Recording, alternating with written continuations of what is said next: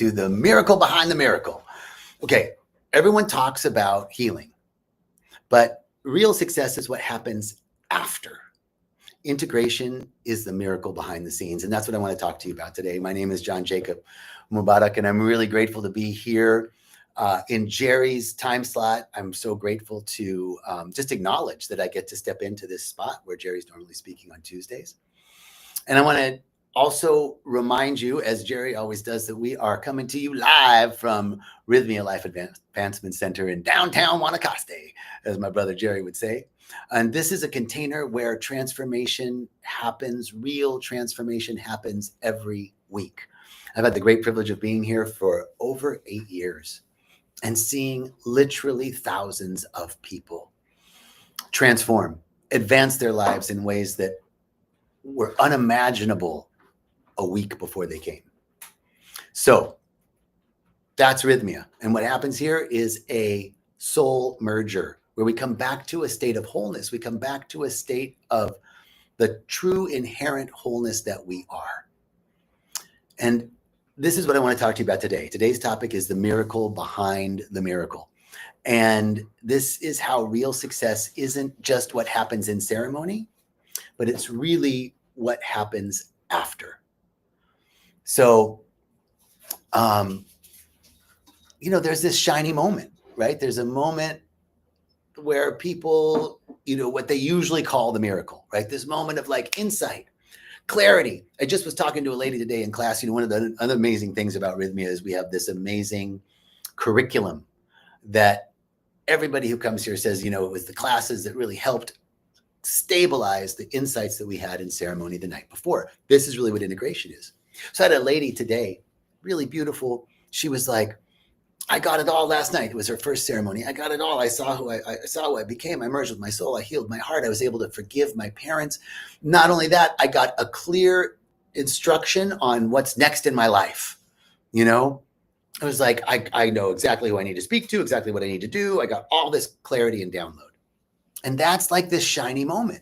It's this moment of like insight, clarity. I understand how the world works. Oh, I saw the workings of the universe. That moment is precious and it's real. What it requires, though, is that's just the spark. That's just the spark, right? So let me give you an example of a classic miracle at Rythmia. Why did this one guy come? There's so many. I'm trying to think. One guy came. He was here to heal. He was divorced. He was getting divorced, and he was just healing from the separation and all of that. It was really what brought him here. So he's in the medicine. I see him in class the next day, and he says, "I saw this vision. I saw a vision of myself at 6, 7 years old. My parents were getting divorced. And I remember," he goes, "I've always remembered this, but I never knew why I remembered it. But I remember driving with my dad. My dad was driving us across country to take us to our new house. Like their parents were getting divorced, but the dad was helping drive them. And then he was going to go back to the West Coast.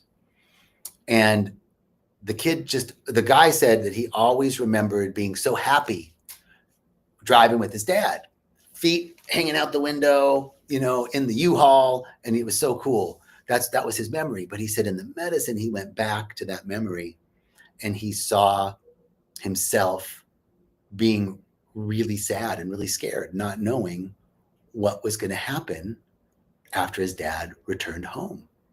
And he had suppressed that part of the memory all of his life. And then he got to be his dad in that vision. He became his father and he reparented himself, telling himself all the things that he needed to hear at that moment, what he didn't get at that moment. He was able to go back, time travel back, and give himself as a 6, 7-year-old what he needed as an adult. He gave that to himself. That was the healing. That was the soul merger. And that's a classic example, right? Now he's going to go back into life. I feel like I got it. I figured it out. I know what caused my issues of people pleasing and no boundaries and codependency and addiction. I saw that it was this experience that I had, my parents getting divorced and me being so scared. And I used all those things to numb out so I didn't feel this feeling. I saw that. I came back together with my soul. I merged and I was able to forgive myself and forgive my father. It's great. Now you go home. And an old pattern emerges after you get back home. And this is the thing. People often think that the peak is it, but in reality, it's just an invitation, because many people get back home and then they feel confused or disoriented. Why? Because real healing isn't just the light show, right? Real healing is a way of life.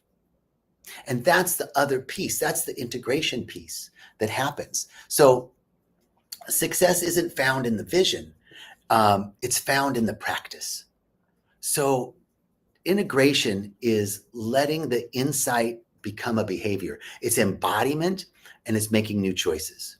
So in integration, there's 4 steps to integration. The first step is, we call it unconscious incompetent, then conscious incompetent, then conscious competent, then unconscious competent. I'm going to use the example of learning to tie your shoes. So originally, you were unconscious and incompetent at tying your shoes. You didn't know about shoes. You didn't know about laces. You didn't know how to tie them. Then you had an insight. You realized they're shoes. I got to tie them. I got to put them on before I go outside, but I don't know how to tie them. Mom, Dad, tie my shoes. So you were conscious but incompetent. Then you learned how to tie your shoes. You became conscious and competent, but you didn't learn how to tie your shoes all at once. Sometimes you could do it. Sometimes you couldn't. When you could do it, you had to concentrate really hard for a while. And you stayed in that loop of conscious, competent, conscious, incompetent.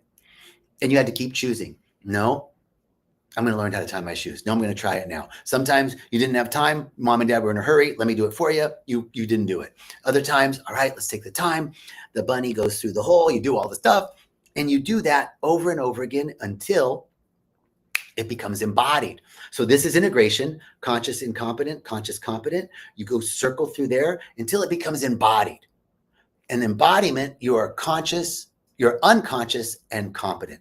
Now you don't have to think about tying your shoes. You just do it. It's embodied.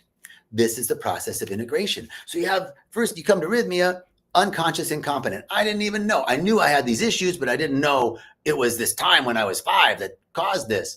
Or that this story that I've been telling myself all these years, I didn't realize it was a deeply ingrained pattern.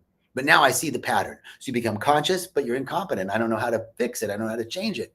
And then you get the insight. Oh, all I got to do is these things. You become conscious and competent. Then you go home and you get triggered again. Let's say anger was the thing you wanted to work on, and you released your anger. Then you go home, and the next thing you're in traffic and you have road rage, right? You're like, oh, fuck, I didn't heal it. Well, that's the conscious competent to conscious incompetent. And we get to choose. Real integration is letting the insight become a way of life. It's creating boundaries. It's speaking your truth. It's changing your morning routine. It's ending toxic cycles. It's a seed. Insight is the seed. Integration is watering it every day. Integration is watering it every day. So integration is the miracle, the moment, the shiny moment in ceremony, the shiny moment in the retreat. That was the insight, and now you're going to embody it. And it's a bridge. The bridge is our spiritual practice. Our spiritual practices help us to embody and to be able to be mindful in the present moment, to choose again.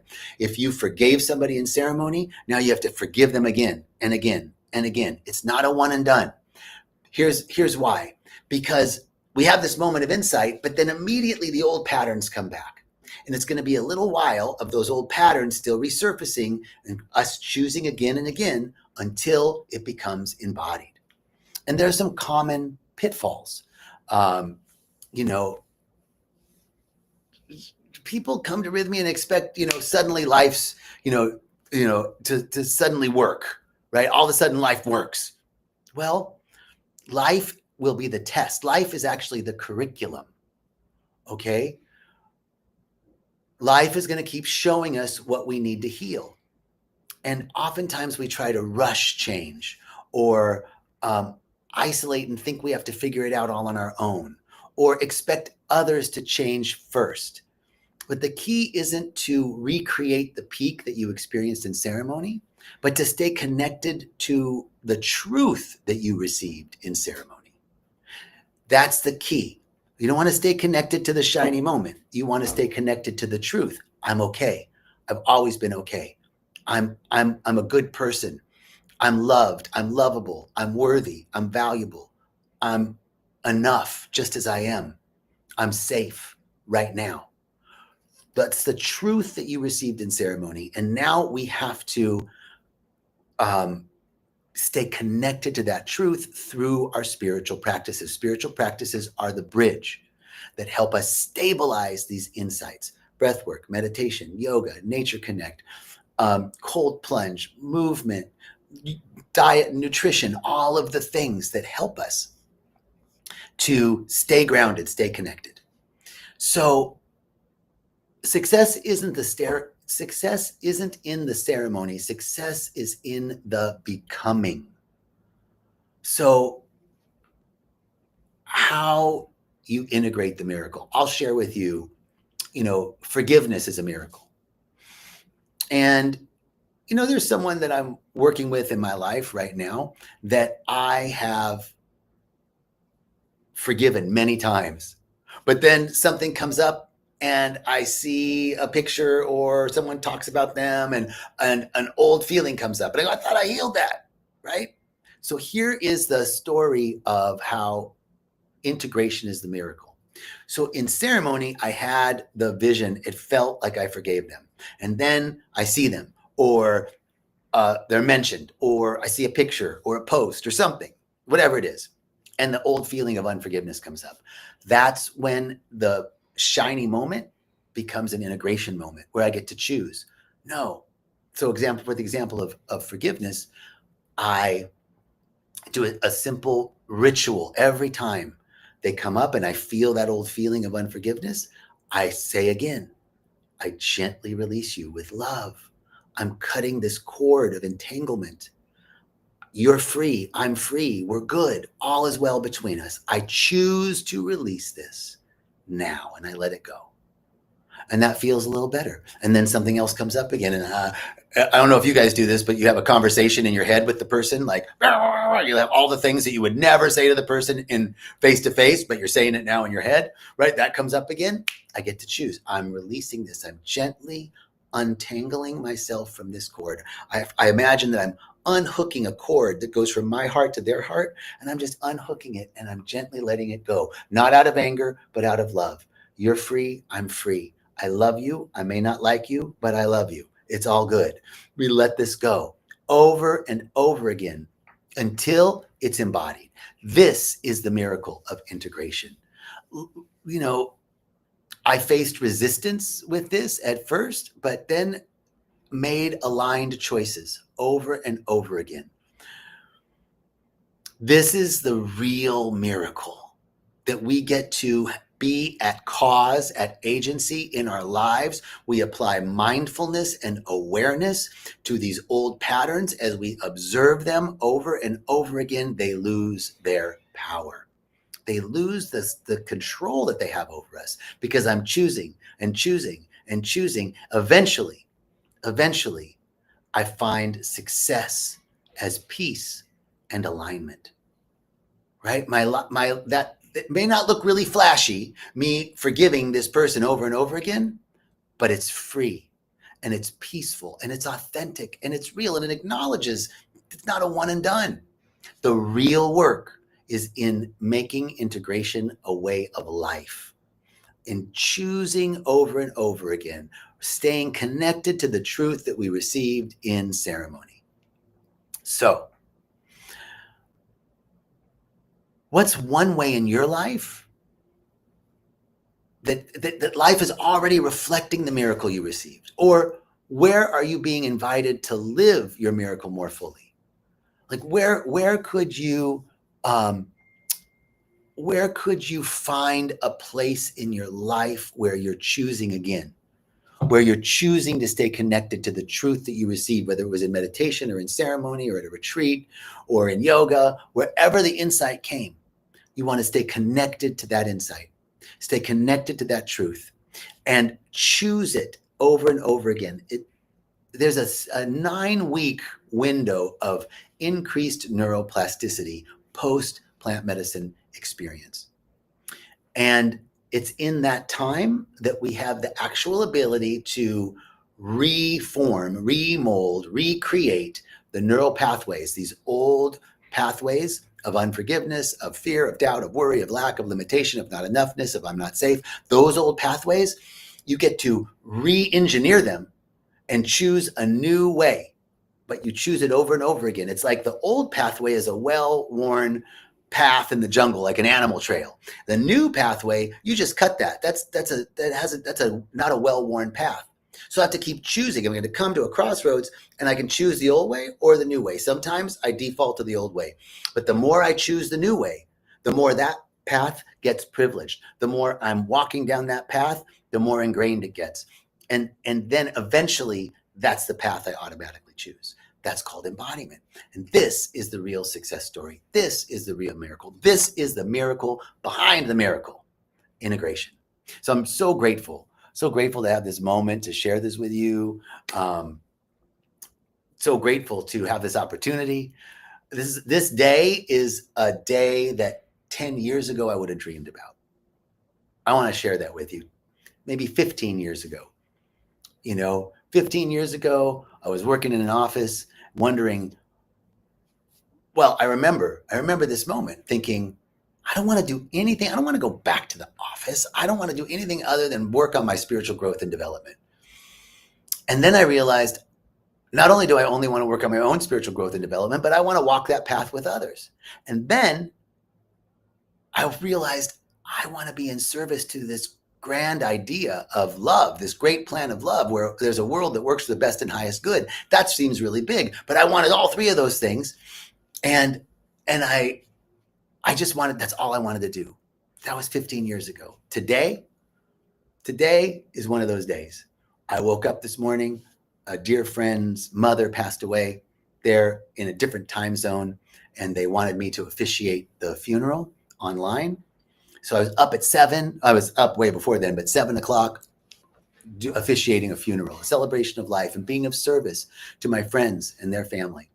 Then I left that, came to Rythmia, got to teach Reverend Michael's material at Rythmia. Wow. Had a beautiful class, talked with guests after class, had some sharing and some insights. Then I walked over here. I get to do a Facebook Live, sharing more of insights, getting to be myself.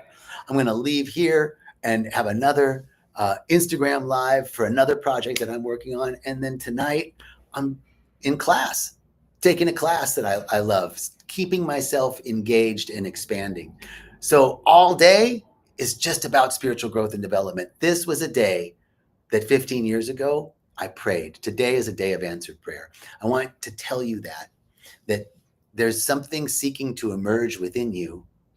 Trust it and trust that prayer is answered. Trust that you are the creator of your life experience and you get to create what you want. And it's totally possible. All things are possible. And spirit has more ways than there are stars in the sky to deliver you your good. More ways than there are drops of water in the ocean. More ways than there are grains of sand on the beach. How that good comes, we just have to stay open to receive all the ways in which unexpected good and unexpected kindness can come into our lives. In your life, my life, we continue to transform as we make the moment of insight into our daily practice, make the moment of insight into a way of life. So I'm so grateful and so thankful to get to share this with you. And I'm going to be back at 1 o'clock or noon Pacific on Thursday, 1 o'clock Mountain, 2 o'clock Central, 3 o'clock Eastern for Walking the Path. Be back for Walking the Path, and then be back for I Got My Miracle on Saturday. I'm super grateful that I get to do all this and I get to hang out with y'all. Thanks for hanging out with me. Peace and richest blessings.